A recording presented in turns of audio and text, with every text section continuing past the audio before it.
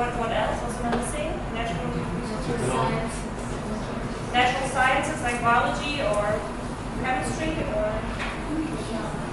geography. Yes, okay, getting very close to what I'm doing.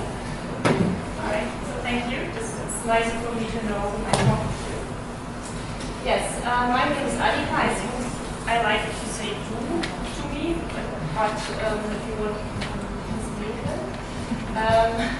I brought this presentation on transport. To give you a short overview what to expect. Yeah, the VTD, Transport Club Germany. Even in English it sounds quite weird, my employee, so I have to shine a light on what he's doing, what we're doing. And I would like to talk about the consequences of our mobility. And then on the other side, what is sustainable mobility? And to come back to the name of the presentation, I would like to introduce the mobility project I'm working on because it has a lot to do with you, with this age group, doing and starting their own projects. So let's see how active we are about this. The Ecological Transport Club, VTD. We have been working since over 30 years on environmental or ecological transport. You see those modes we work on, so we focus on the rights of pedestrians as well as for biking, public transport, or cars. We have, for example, a list we give out every year, a ranking for the most environmental cars. If you want to buy a car, so you know what to go for. And we work on certain, it's called the triangle, we have different approaches to do that. We do classic lobbying, so we influence the politics by bringing things up on topics, or we do press conferences, campaigns, and we'll show you pictures within the presentation so it becomes a bit more clear what is that. Then we do consulting, like if the politics ask us for our opinions, or journalists do for people who are interested. And then our base is members. We have 55,000 people who want to transform transport. And we have a service for them, for example, insurance offers, legal advice. Better to maybe to understand what's behind it, and to show you some pictures and to show you what our goals are. And the center is that we want mobility for everyone. That means everybody can afford it, and everybody can be part of it. If you're in a wheelchair, if you have a child, a stroller, whatever, and so it's for everybody, and it should of course be ecological. We focus on livable cities and villages. That means we have climate-friendly transport, we have clean air to breathe, important. We have less noise, more space and safety for bikers and pedestrians. We have a comfortable, safe and affordable public transport. I came today by public transport, everything went very well. And we want nothing less than zero traffic deaths. So nobody should die in traffic. Any questions on that, or should we do this later? I wasn't sure. After? So, questions about it? Now I would like to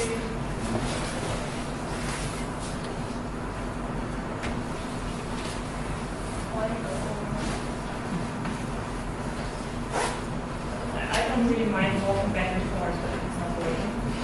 Maybe I have to point it there.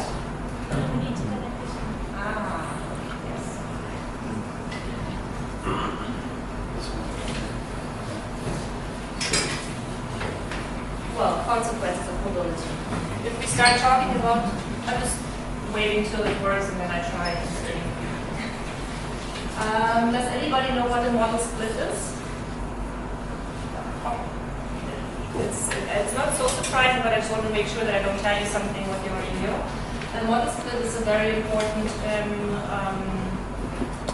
measurement if you're dealing with transport. So if you're in that field, you always know the model split. That basically means the trips you take with a certain traffic mode. So the MIT is the motorized individual traffic, like cars or motorbikes. So 55% of the ways of the trips are done in Germany by car. And a trip is you go shopping, you go to work, you go to a soccer practice. So this is an overall of all Germans in cities and in the villages and for all trips made. So it's very rough. But it gives us an idea, and that's why I like to start with this chart, that we use for every second way the car. And then the pedestrians and so on, but just to give you an idea of what we're talking about, how important the car is. That's using our transport the way we do, or with different transport modes. I think you're not surprised that when I'm talking about CO2, and I don't have to talk to you about CO2 climate change being related. So those are the CO2 equivalents of different transport modes. And it's done per person. So you will see, let's see the symbols. This is a measurement, so it's gram per kilometer per person. Is there anybody surprised by this chart? What do you see? It's hard to get into it. So I think nobody is really surprised to see that if you take the plane, you cause the most CO2 per head. And then after that is the car. But what usually people get really surprised about is that the coach, that's like a long distance bus. Sometimes I had a hard time to find the right vocabulary there is because it's usually a German presentation. That the coach is much more environmental or less CO2 than, let's say, the long distance railway. You have an idea why? Look at how many people you have in the full coach, it's really good, but it's not it's bad. Exactly. Very good. Yes, it's the usage, because the coach is 60% full, or 60% of people are being in it, so it's only 40% empty. That's why it has such a good per capita CO2 outcome.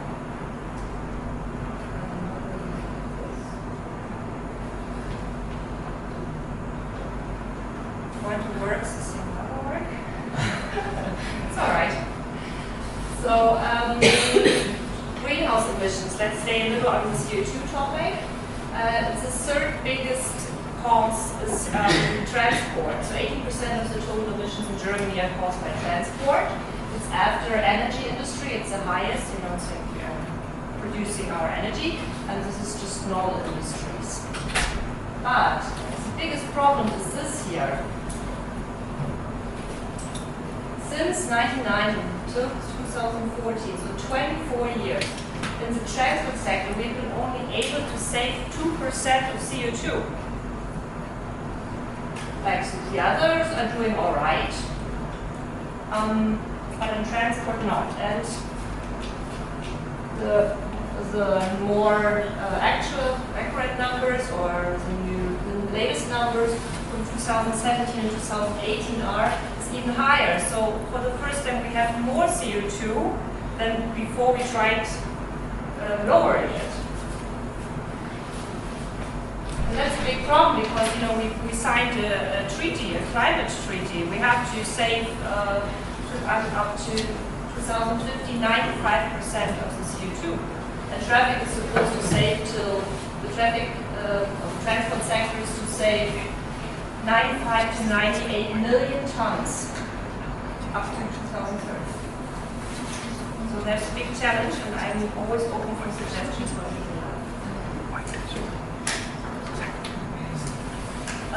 But our mobility is not just CO2. There's other emissions or pollutants coming out of it. Diesel suit, it's climate active. Microparticles go in on the ice and on the poles, and or we all know since the diesel scandal in Germany that there's nitrogen oxides, which are bad for the breathing system, for cardiovascular. There's microparticles. If you breathe them in, that's very bad for your breathing system as well. And we always forget about this one, about noise. Anybody living next to an airport or train tracks or big roads? Yeah, me too. So, and noise is very, very subjective. There's no definition for it. It's just that everybody, there's no decibel and says that's noise.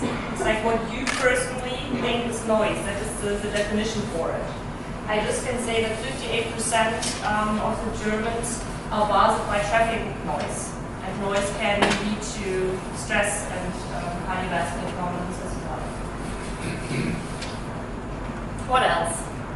I want to show you some pictures. That is a die-in we did to show what we always forget with automobility too. That's just people being killed and hundreds of thousands being injured. Luckily, the numbers are always decreasing. I think that's in the slide of last year. But there's a statistic behind it that says that from one dead person, 113 people are being affected on it. So we're lobbying for road safety. This was a die in front of the Federal Ministry of Traffic to show there's people behind this. It's not anonymous.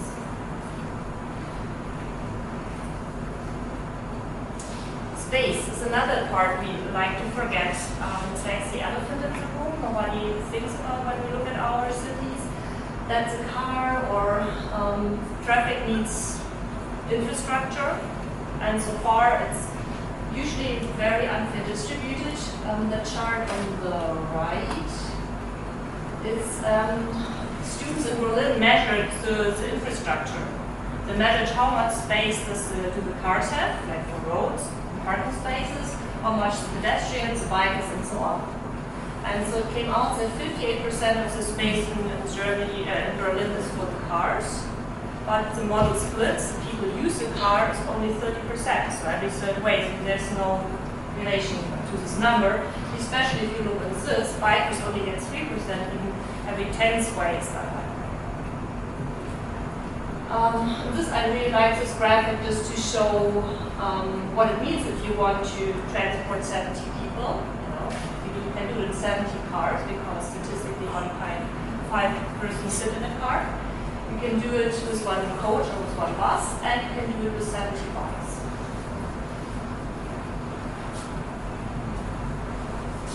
Alright, am I too fast? Everybody can understand? Alright, sustainable mobility. There has been a strategy defined. That's not what the VTD defined. It's pretty much common strategy how to gain sustainable mobility. I just like to show it here that the first step is always avoidance. I think I saw it here too, that you try to make regional products, that you keep things local, that you don't want cities like we have been building since the 50s, that you live here and work 10 kilometers away and go shopping in a different area, because that's causing traffic. Then if you can't avoid it anymore, because we have been doing this mistake and are still unfortunately doing it a lot, then you have to see if you can transfer or shift it. So from motorized individual traffic to pedestrians walking or public transport. And the third is, and that's what the Germans like very much, and it's very funny, whenever I say I work in environmental transport, everybody says, oh, you work on e-mobility. It's true. So this is like, and I just read the comment from our Minister of Transport, Herr Scheuer, from Bavaria. He says that we should not do like a tempo limit on an autobahn. You should put more into efficient technologies. It's this is planning, this is behavior, and this is like somebody else a technical solution for it. And I think there are engineers here, so they're probably strongly disagree that this should be maybe first. I don't know, but this is, it's a different approach. Alright, I had a very hard time to find a word for Umweltverbund. Any suggestions? The Germans are Germans here? Yes, right. So Umweltverbund. So Umweltverbund is considered the modes of walking, biking, public transport, and car sharing. I just call it E. Now I just want to work with this, keep working with this chart so it gets really stuck and it will show you which mode I had. So a couple of words on walking. 23% of the people on average, this is the German all average target, are pedestrians. It's a high number, so everybody's a pedestrian. You even walk with your car. And I just really like this picture because this has been done, or this is how I feel as a pedestrian in a city. You know, you can't cross here anymore, or you're endangering your life. So you always have to look out for where there's a traffic light or a crosswalk. Yeah, that's it.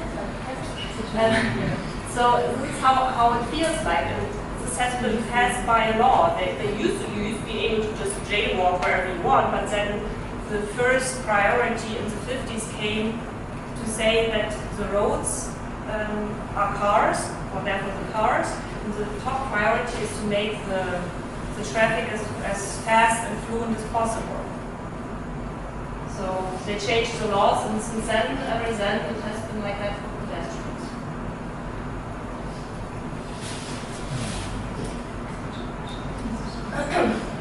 As I was asked to show you to give you some ideas of what we do at my work, those are two of my colleagues that work on a project for pedestrians. And this is just a photo shooting they did with a press release. They measured how long it takes you to get across the street, and you hardly ever make it all in one piece. You're always stuck in the middle, and then sometimes it's these lovely roads. You're surrounded by cars pushing by. I think you all know this. So yeah, that was just ways what we're doing was really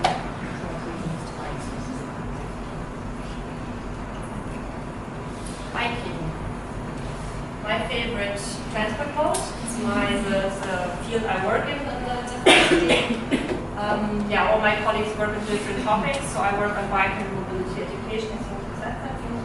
And this was a demonstration we did. We call it the bikini bike ride.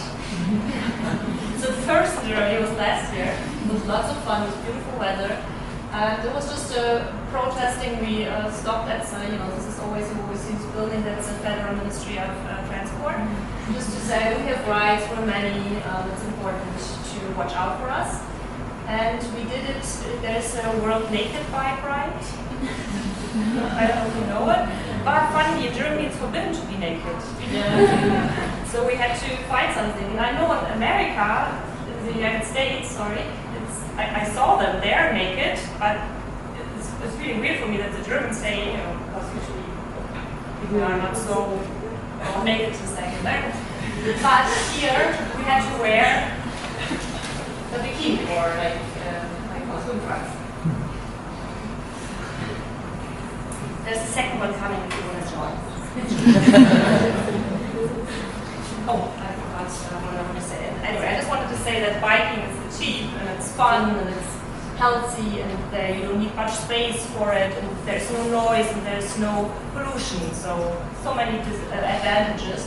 And it's the fastest way around the city. This shows that the bike is, translate, more time efficient than the car, up to 5 kilometers. And if you use a pedelec, that's a term for the electrical bike, up to 25 kilometers per hour, it's up to 9.5 kilometers. It's in cities. Do you believe me when I say this? Sometimes I'm like, you're making this up. It's a travel time. If you take your car, you walk to your car, then you sit in a traffic jam, very likely, and you have to find a parking space. And up to 5 kilometers, if you take your bike, you're faster. I didn't make up that number. Just using it. What else? Oh yeah, I was talking. I was supposed to talk about trends, if I understood it a little, to give the perspective in the future. So there's bike sharing. I talked to Jessica, who picked me up. She kindly picked me up at the bus stop, Freising. And I said, oh, this would be such a great distance from the train stop to here. Why don't they have a bike sharing system? So, you know, it's very good to support public transport too. You don't need as many buses running, or if you can't, if you can't afford it, then you just have a bike sharing system. So that's going to be a big trend. You're living in Munich, most of them? Because I think some of them I see like critical phases. You had the O-bike disaster. You remember have you been that long that all the O-bikes were all over the town? Yeah. So of course it has to be regulated, but otherwise I think bike sharing is a very good way instead of having your own bike or having it in certain areas to help public transport. That's a big trend. In Berlin, cargo bikes is a big deal. How's it in it? Do you see cargo bikes there? No? So, a lot of companies use it in Berlin. They don't use it because it's ecological, they use it because it's cheap and it's fast. So you can, you don't have to park on the street with the car. What's kind of dangerous for the bikers when they park in the bike path or if they park in that area. So you can basically roll right up in front of the house. So UPS is doing it, the Deutsche Post, even like private Handwerkersservice, that was another word, craftsmen or like facility management. Everybody uses this nowadays in Berlin. I think it's going to go up. There has been a study saying that 51% of the transports in the cities can be shifted from cars to bikes or cargo bikes. A way to get people into the center of the cities from the surrounding areas of cities. A bike highway is very broad, it's very smooth, there's no traffic lights, no interruptions, so you can just go as fast as possible, or you don't have to stop as many times. That's something.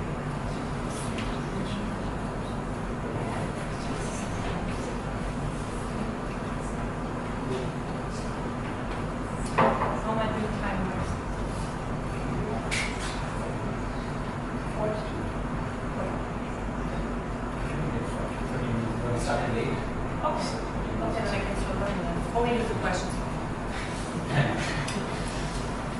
Okay, public transport.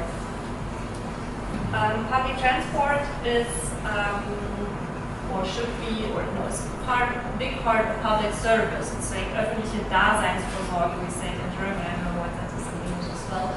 But it's a very good way, or usually it's a cheap way, it can be a cheap way to get masses of people around. And all over, in the bigger cities at least, the usage has been increasing. In Berlin we're having such big problems that during rush hour you can't get into the train. But I heard that in Munich it might be a problem too. So it's like one record high to another record high from year to year. So far the model split is about 12%, but with big regional differences. In Berlin it's like 27%. And there are differences in Germany where it's just 4%. It's a rural area. And it has extremely high external benefits. Do you know what external benefits are? Familiar with that? That it's no pollution, that there is no external costs. So the costs of the society has to bear are extremely low here. On the other side, with a private car, they're very high. There's numbers saying that every car was driving around here is 2,000 euros cost not being covered from environmental damage or from traffic accidents. And it's not being covered by the taxes. But now I'm cranking into cars. So this is the challenges. I think I already mentioned it, that especially in urban areas, it's handling of the mass transits, masses of people in rush hour, And we really need, if I want to take public transport, I don't want to wait long for it. It has to come fast, like every 5 minutes. It shouldn't take long to get somewhere. It can be like super slow. And it has to be on time. Otherwise, they're losing customers. Rural areas have just more the problem of securing basic mobility. It's a very social question behind it. Because if you're too old to drive or if you're too young to drive, in those rural areas, you're left out. Because the bus is running, twice a day. So yeah, the most important points are that you need to secure the basic financing, because it's a federal task to give everybody the possibility to use public transport, but the communes and municipalities have to finance it. And most of the time, there's a lot of cities who can't afford that. And of course, accessibility is a very big point too, that if you can't use it with a wheelchair, you can't use it with a stroller, or if you want to use your bike, accessibility has to improve. Trends. This is the picture of an autonomous driving or a self-driving bus. They're operating already completely without a driver in an area in Switzerland. And the carrier to Schiphol Airport in Amsterdam, in the Netherlands. In Germany, they're starting test drives all over, or they already started last year and the year before, but they're all still with drivers in the car. It's not allowed yet. So there's a of course, there's the ethical and the legal question behind self-driving. That's a really big trend coming up. Everybody knows about the the Google car, and there might be accidents, and how does the car decide what is right? There's two people it can kill the old person, or it can kill the young child. So there's the ethical question behind it. Who pays for it?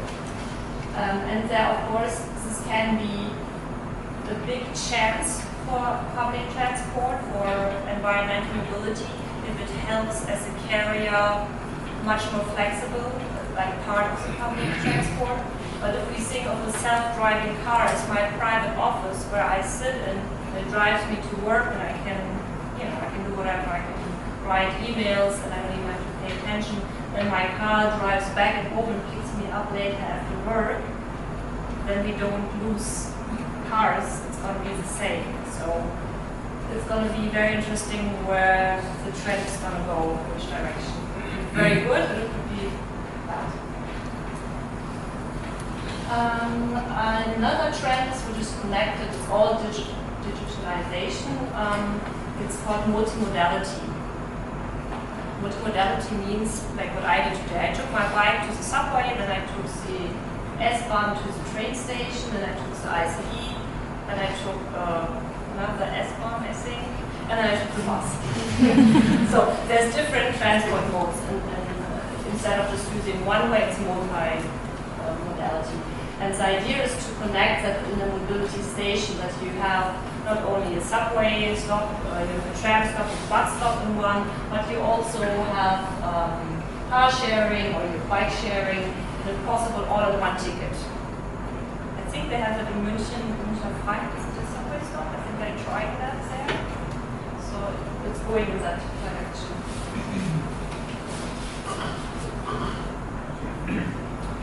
Car sharing, the last one. So far, we're having 1.7 million users in Germany. That's not that many, but it's growing very fast because it's growing so fast because we have the free floating offers now. But let's just go back to this number.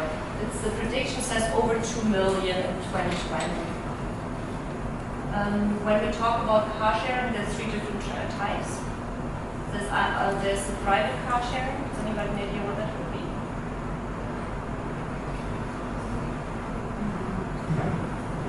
We probably share, you buy your own car, but then you share it when you don't use it and you get money for it? But the idea of car sharing is, that you save money, because usually in car sharing, if you use a company that's involved, or that already the insurance is paid for, the maintenance is paid for, the gas is paid for, or if you have a private car and you share it. Do you know how much you use a car every day in average? How much is it in use?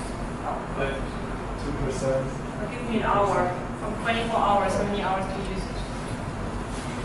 I might have to do the math of 5%. It's 1 hour. Yeah, 1 hour. 23 hours it stands around the average.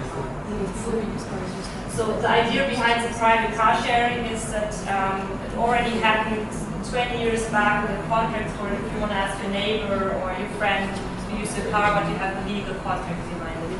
And then lately Jamaica is called, it's like works with an app. It's like a the same. Maybe. No, I think that's more like a ride share. We come to that later. What do I want to say? Oh yeah, so it becomes more like an Airbnb thing. You have a car and then you can list it. If you don't use it, then people can call you or write you an email, they get a code and then they can use your car. And there's an insurance behind it, so then the second type is older too. It's very established, it's station-based, like Dingster from Deutsche Bahn. It's something you sign up with a company, you usually pay a fee, but then you have to go to a station, take the car, and bring it back there. It's a little inconvenient sometimes, but on the other hand, you can get like the combi, or you can get small because they have different models. And the free floating, I think you know from Munich. I'm sure they have the, probably drive now, BMW or Car to Go, Mercedes. So that is super convenient. You have the app, you see where it's around, you get in, you drive, you drop it off. But I'm using the free floating too, but that's why I always hate to say that. But only car sharing is a solution for sustainable mobility if it replaces a car.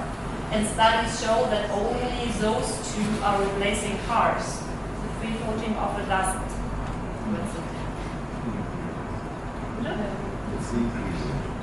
Yes. That's what it looks like, yes. And what it does on top of it, like those tend to have a shift to public transport, and those who use free floating then start using public transport less and start using the bike less. So that's something we don't want. Doesn't happen with me, but still, I guess So, trends here. I think that's what somebody just said. There are, for example, ride sharing. So it's a classic Mitfahrzentrale, what I had, what I would call it in German. You go together in one car, or you can do it like the carpooling in a company. People do that, or if you go to university, does somebody do that? Go to university? Carpool with other students to come here.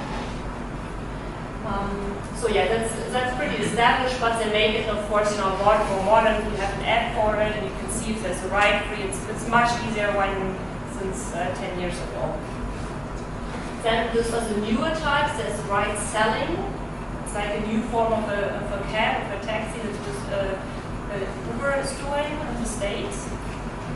Do I need to explain this? It's like a private person who's offering a lift for money.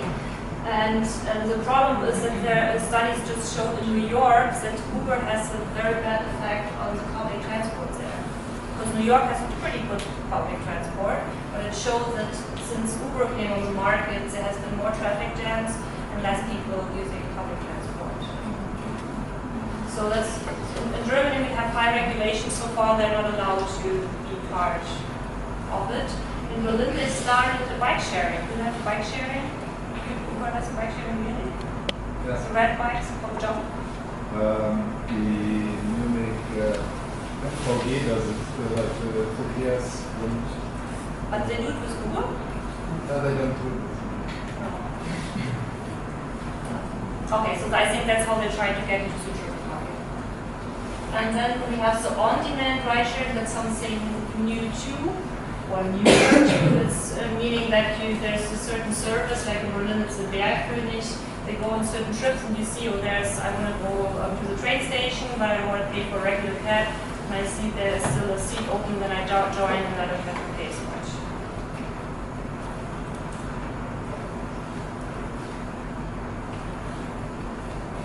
Okay.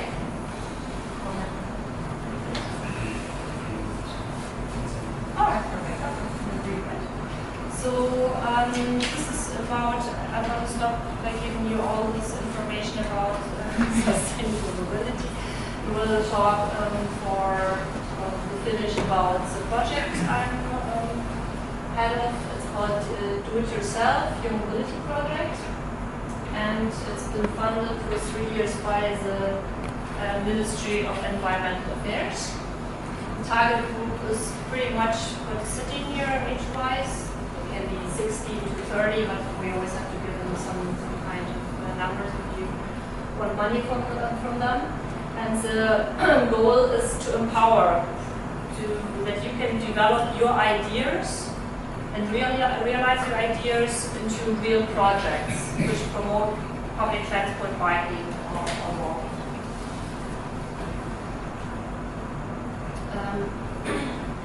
To give you an idea what this can be, this is a project from a university in Berlin. They built their own cargo bike, and you can rent it or share it. They share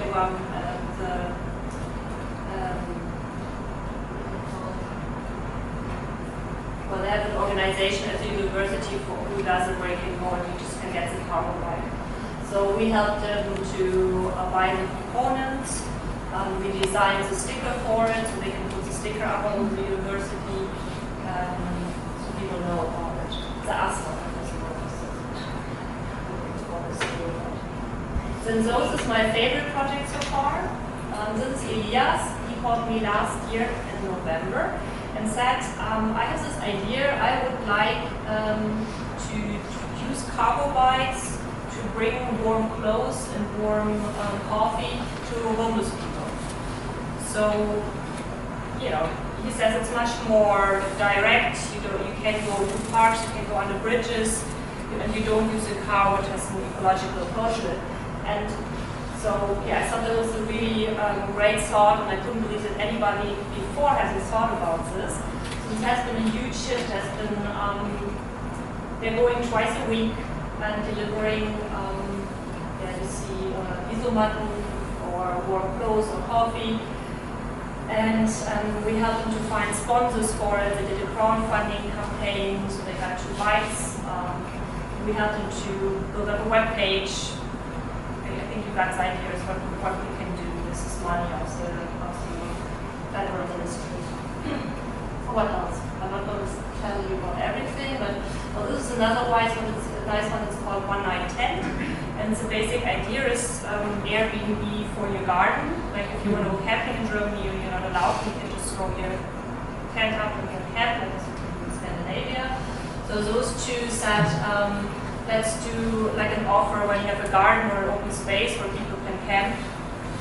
So that's why they called One Night Tent. We help them to set up the internet page and do PR. And another very different approach is this.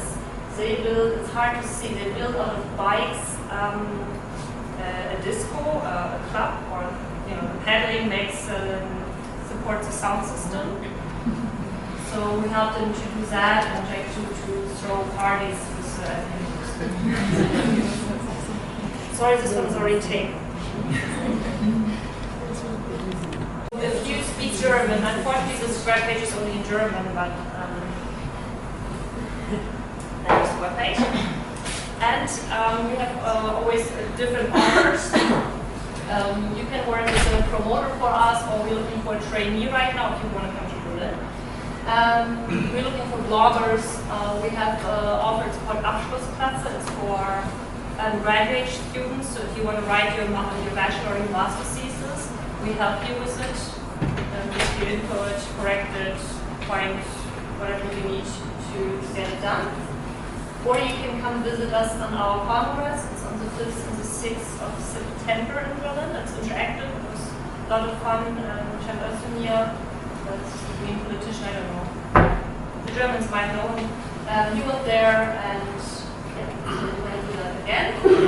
Or last, if you have an idea, we're going to do a big crowdfunding contest. We'll start next. Next is the biggest platform in Germany for that for crowdfunding. And we'll start from the 1st of February to the 7th of April. You can get up to 10,000 euros for your mobility actor. And I think this is my team. And here's my contact information, but I think you can always ask me the questions now, or you're going to say when, or afterwards at the dinner. So thank you for your attention.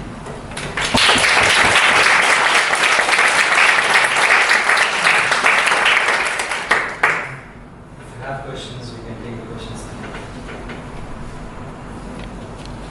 Like one of the reasons, from my perspective, why people buy cars is the prestige, is the comfort and relative affordability of a car that kind of like weighs out. So and people do the math in their head. They're like, okay, I'm paying for comfort, and this is a prestige. I'm going to be cooler if I buy a car, and I think it's like a really big part of it.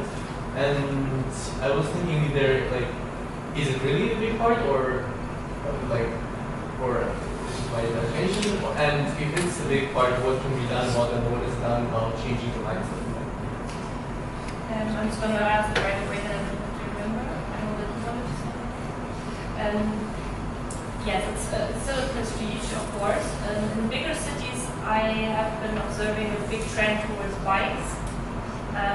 Like 10 years when I started working at the city, or 11 years, bikes were uncool. Nobody really wanted to ride a bike, and now it's really hip. You have the hipster, and you have the advertisement. You have bikes.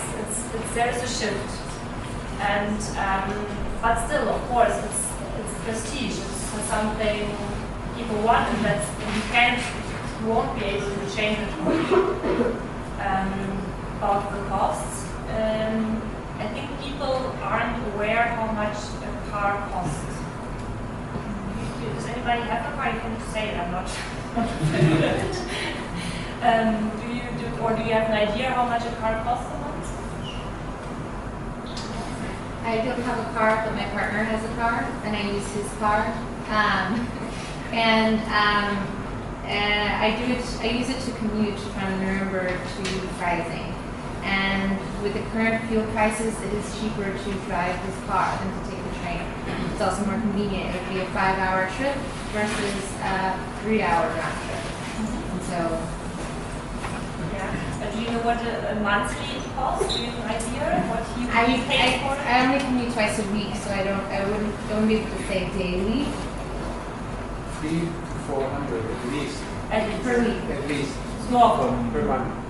Average small car, 450 euros a month. And the bond card is around 350 to 377 a month. Per month, yes. The train ticket, you mean? Yeah, the the train bond ticket card. So yes, so there's an answer. The public transport has to be cheaper, and it's a privately owned car has to be more expensive. I always get a lot of hate when I say that, because that's the impression it's already expensive. But the true costs aren't there, somebody else is paying the price. I think it's important to include airports and air traffic, also this general discussion, traffic, pollution, noise. I'm mentioning this because not far from here, 5 kilometers, is the airport, Munich airport, and if you look for one day, they burn 500,000 liters kerosene, and the problem is that they emit ultrafine particles, and they can pass the lungs, and they are really poisonous. And they, particularly air engines, are doing this a lot more than cars. So I think it would be very good to include also emissions and noise, of course, by aeroplanes in all these considerations. Of course, I was You're absolutely right, I'm totally with you. I was just focusing more on the urban challenges. That's why that's air traffic out. It is the same that there's no, that the kerosene, there's no tax on it. You know, it's, on the other hand, the Deutsche Bahn has to pay very high taxes. So that's why flight tickets are so cheap. You can't tell anybody, please take the train to Barcelona, it takes 10 hours and costs 300 euros, if the flight costs just like 19 euros, 80 or something like that. So that, of course, there's a political dimension behind it. You have to find the true costs. That's a very big change, the subventions on unequal friendly mobility. I see when I think like I really like to promote, or like I really convinced that if you promote that like, you know, research in general can make a big change. But what I see as a big problem is actually existing infrastructure. For example, like especially in Germany, I lived 2 years in the Netherlands, and everything went very amazing. I mean, you really don't want to use a car. As a biker, you are the king. You can go everywhere. You can be drunk, whatever. Nothing will happen to you because as a car, you just need to stop all the time because the bike is just fast and like lights are shifting faster. But when we look here in Germany, in Freising, it's really shocking. And I feel like, especially in Freising, the problem is existing infrastructure. So if you look at the way, for example, from here to the station, I think one of the problems is that there is no really space for bikes. So there is space, but if you have a car passing there, then there's like, so I feel like what are your suggestions about like how to address this infrastructure problem of existing, because everything is made for cars and not for bikes. And sometimes there's also missing of space for. Well, the key point is, or the most important thing is that we change our Straßenverkehrsordnung, the German traffic laws. As I mentioned before, it says it right there that the car has to be #1 priority. So you have a very hard time to implement simple infrastructural things like the green arrow for biking, or if you want protected bike lanes, or if you want to turn certain areas, parking spaces into bike parking spaces. Or what is really important, would be very important to have a general traffic limit in cities of 30. Like this when I said that. But it's always coming down that you can't do that. You always have to go and find an exclusion. You always have to do a model, a project. You can't say, I want a Fahrradstraße here, or I want this. You always have to explain it. If you don't want it, if your politician doesn't want it, or if you're against it, you always have the STVO who backs you up. That is a very key thing that you have to change the law for that. And that is the role from the federal politics have to do that. And then of course there is funding, that you need the money to do something like that.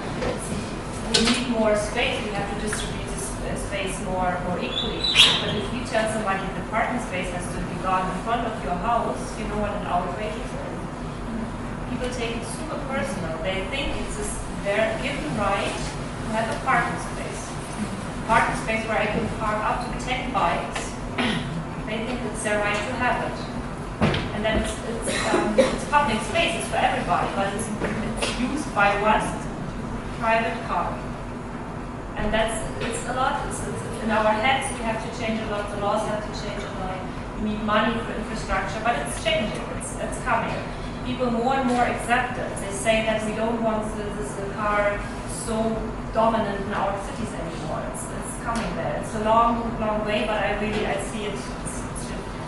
And then there's the international contracts we sign. I showed you we have to save CO2 in traffic. How are we going to save the CO2 we need to do?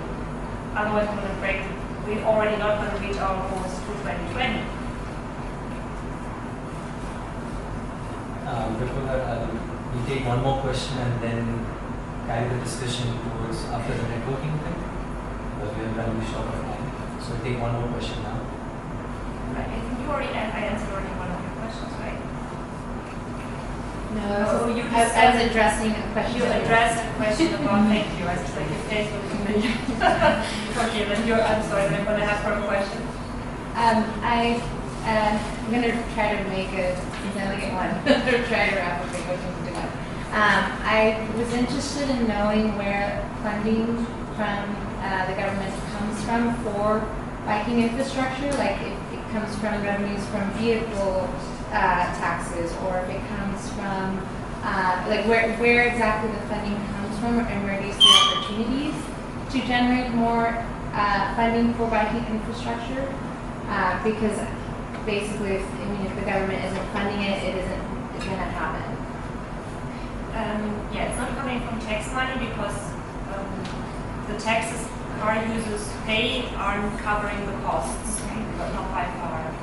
So there are actually subventions on diesel. You know, if you diesel have been subventions on subvention the right word, yeah, right? Subsidies. Thank you. Subsidies for diesel. If you buy a diesel, you get subsidies for it. Does anybody know why? Well, it's not direct subsidies, it's just lower taxes on fuel. Yes, you're right. It's not the right frame, but you get money. You know, you could use instead of using that money, there is money in it. You could use it for buying it for changing fuel taxes. It is considered that diesel fuel has lower CO2 emissions. It's more efficient, yes. Easier. They're actually not that easy because usually because of the fuel prices, people usually buy diesel cars with the bigger engines. Yes, the rebound effect. We have that a lot in traffic. So yes, I don't know if you understood, the diesel is, 1 liter of diesel is causing less CO2 than a benzene, normal car, a gas car. So that was part of the climate saving CO2. And now we're having the health issues. So that's I'm sorry, did I answer the question? So there's where subsidies done, like the kerosene for airplanes, the diesel, or we have the Dienstwagenprivileg, that when you get a Dienstwagen, you don't have to pay for it. So is that where the funding for biking infrastructure comes Yeah, from? if you take away those which are having a really bad effect on environmental mobility and take that money and put it there, then you have the money. The money is there, it just has to be distributed. I see. Okay. Redistributed, yes. Redirected. Sorry, my English is sometimes. Okay, I think that's. Thank you for sharing your experience, telling us about your project, and exposing us to the opportunities that your project offers to the students. From this, we end the phase 1. We'll take a short 15-minute break and then gather again for the video screening. So, 15 minutes break.